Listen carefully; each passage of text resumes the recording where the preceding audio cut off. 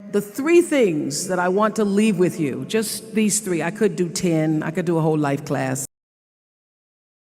But just these three things will carry you if you let them. First and foremost, knowing who you are. Knowing who you are. Being able to answer this question, who am I and what do I want? You know, many times when I go out of the country, I am baffled by that question. To explain what is your occupation. I've stood there for 10 minutes. Well, am I a talk show host? Well, I'm more than a talk show host. Am I a businesswoman? I'm a businesswoman. I'm more than a businesswoman. Am I an entrepreneur? I'm more than an entrepreneur. So I just leave it blank or self-employed. So I'm not asking for the roles that you play as daughters. I'm not asking that question. What are the roles that you play as a daughter, as a friend, as a sister? You're going to be a lawyer, you're going to teach, you're going to be a pharmacist. I'm asking the bigger question of who am I? Who am I really? My answer is I am God's child. I am that which is born of all that is. I am, as Pierre de Chardin said, a spiritual being having a human experience.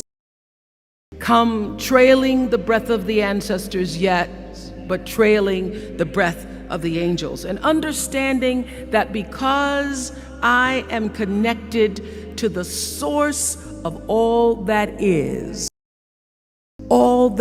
possible for me. That's who I am. And what do I want? I don't want to just be successful in the world. I don't want to just make a mark or have a legacy. The answer to that question for me is I want to fulfill the highest, truest expression of myself as a human being. I want to fulfill the promise that the Creator dreamed when He dreamed the cells that made up me. What do I want? You must have some kind of vision for your life. Even if you don't know the plan, you have to have a direction in which you choose to go. I never was the kind of woman who liked to get in a car and just go for a ride. I had a boyfriend who would say, let's just go for a ride. I want to know, where are we going? Do we have a destination? Is there a plan? Or are we just riding? What I've learned is that's a great metaphor for life. You want to be in the driver's seat of your own life, because if you're not, life will drive you. Knowing who you really are in this space and time that we embody. That's number one. What do you want? Who are you? Number two, you must find a way to serve. Martin Luther King said that not everybody can be famous, but everybody can be great, because greatness is determined by service. Now, we live in a world where everybody wants to be famous and where we admire people for just being famous. We think being known brings us value. The truth is, all of that will fade in time. In 3 years, you won't be able to name the housewives of Atlanta.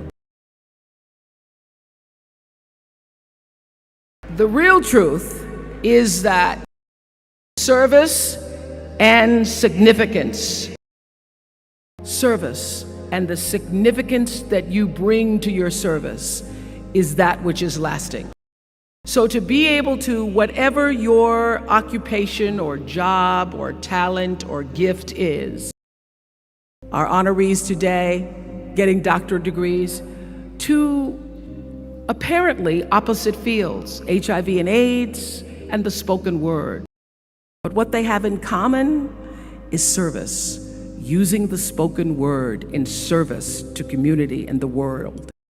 Using your knowledge and information about HIV and AIDS and medicine in service to the world. And if you look at all the most successful people in the world, whether they know it or not, they have that paradigm of service.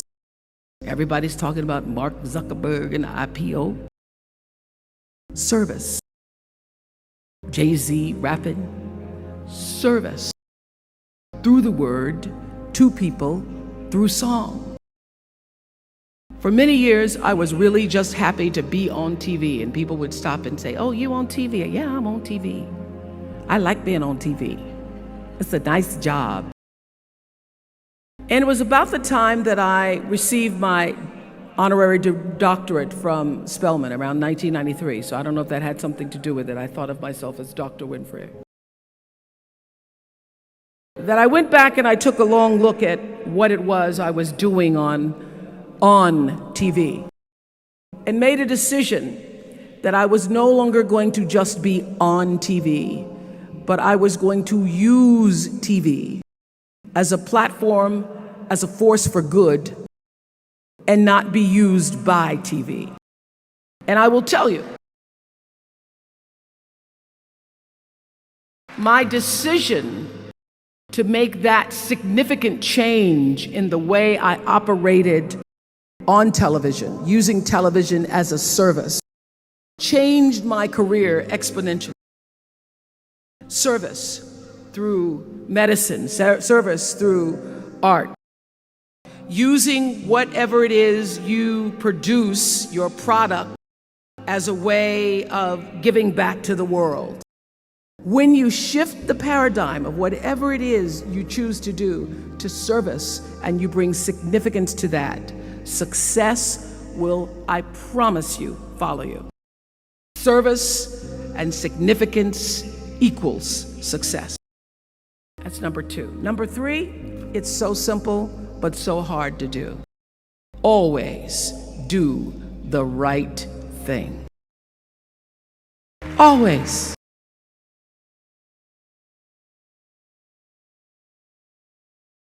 Be excellent. People notice. Think of how you notice. You go to Taco Bell, somebody gives you an extra napkin and some sauce. You notice. You want to go back to that person, because even at Taco Bell, excellence shows itself. Be excellent. Let excellence be your brand. Everybody talks about building a brand. I never even knew what that was. When people say, "You're a brand," I would say, "No, I'm just Oprah." What I recognize now is that my choice to, in every way, in every example, in every experience, to do the right thing and the excellent thing is what has created the brand. Years ago, I did an ad for Revlon for an ad they were doing called Unforgettable Women. And what I know is that when you are excellent, you become unforgettable. People remember you. You stand out. Regardless of what it is, you become an unforgettable woman. And that is what we all want. We want to be unforgettable and not forgettable. So doing the right thing, even when nobody knows you're doing the right thing, will always bring the right thing to you. I promise you that. Why? Because the third law of motion is always at work. For every action, there's an equal and opposite reaction. That is so true in all of our lives. That's what Newton said. Celia in The Color Purple said it. Everything you even try to do to me, already done to you. Everything you even try to do to me, already done to you. So you don't have to worry about revenge or getting back at somebody, making sure they pay You just have to do the right thing, and the right thing will follow you even when people don't support it. I remember many times on my show. There are many shows y'all never saw. And the reason you didn't see them is because I got the last vote. And I remember 2010, my team, hardest working team in television, had done this interview with a woman who turns out she was a Sunday school teacher by day and a sex addict at night. Ooh. And they were like, you won't believe it. We got her going out, we got her with the men, and we get to show her, and she was willing to show us everything. I sat down with a woman for an interview that was taped. And during the process of the interview, I said, why are you doing this? And she said, oh, I want to help people. I want to tell my story and I want to help people. I said, do you have children? She says, yes, I have a 10-year-old son. I knew right then, this is never going to see the light of day. So we got off the air and I said to the lady, we are not going to air that show. And she said, why? My producer said, why? She knew she was being filmed. She knew what she was saying. She knows what you... I said, because her son will never get over it. Her son will never get over it. And it's not worth a rating point to me. Not worth a rating point to me to know that there's a 10-year-old boy who's destroyed because his mother went on the Oprah Winfrey Show, told all her business. You do the right thing, even when other people think it may not be. And oftentimes, when you make a decision to do the right thing, immediately you're faced with doubt. Was that the right thing? Was that the right decision? I don't know. Was that the right thing? You always know it's the right thing, when in the end, there is peace. You are rewarded by peace in knowing that you did the right thing. The most important thing I have come to know in doing the right thing and making the right choices is understanding what we talked about yesterday. All of you leaving here have the potential for enormous success. There's a price that comes with that. People don't always like you. And they're not always happy for you. And if you surround yourself with people who are not accustomed to your success, they become fearful. They become scared because you are reflecting back something to them that they don't recognize. Now, they're not going to say, you know, I'm very fearful because you're reflecting back to me something I don't recognize. They're going to say, you know what they're going to say? They're going to say, who she thinks she is. Who she thinks she is. That only happens when you are around people who do not mean and want and aspire to the best for you. People who want the best for you want you to be your best. So my greatest advice to you is to surround yourself with people who are going to fill your cup until your cup runneth over. So when people say you're so full of yourself, you can say, yeah.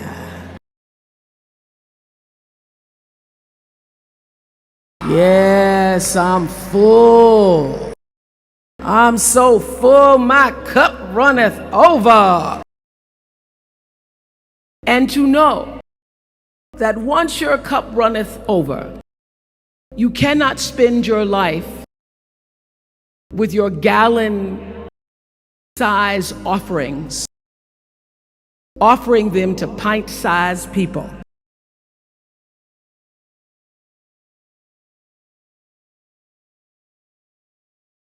You have got to surround yourself with gallon-sized people who can hang in the same company with you, so that you're not offering your gallons to those little pints out there who can't hold it anyway. Choice to change the world. I love that song.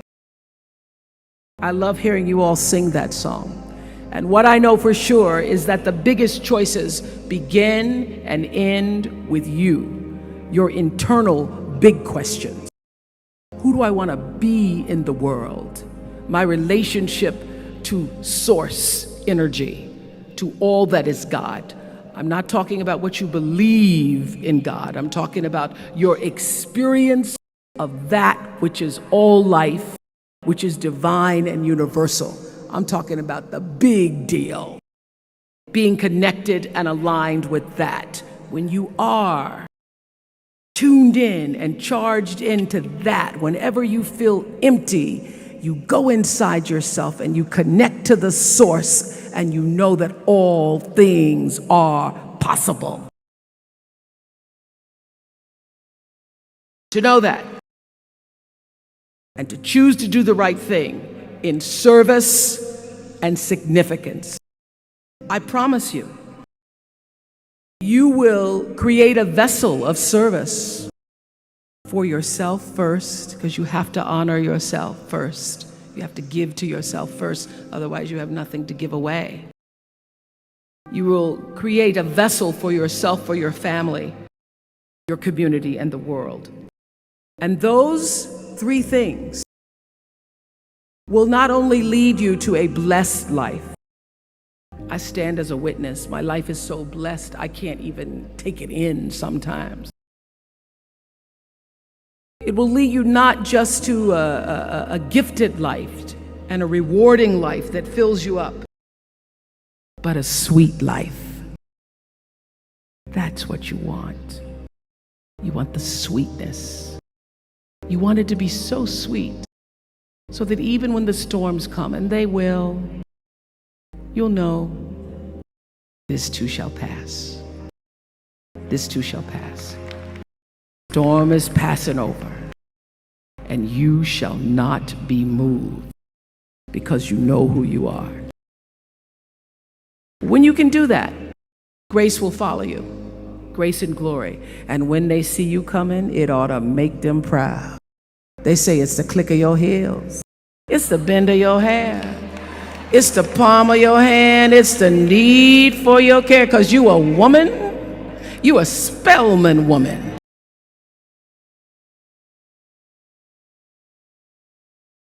Phenomenal class of 2012. Thank you.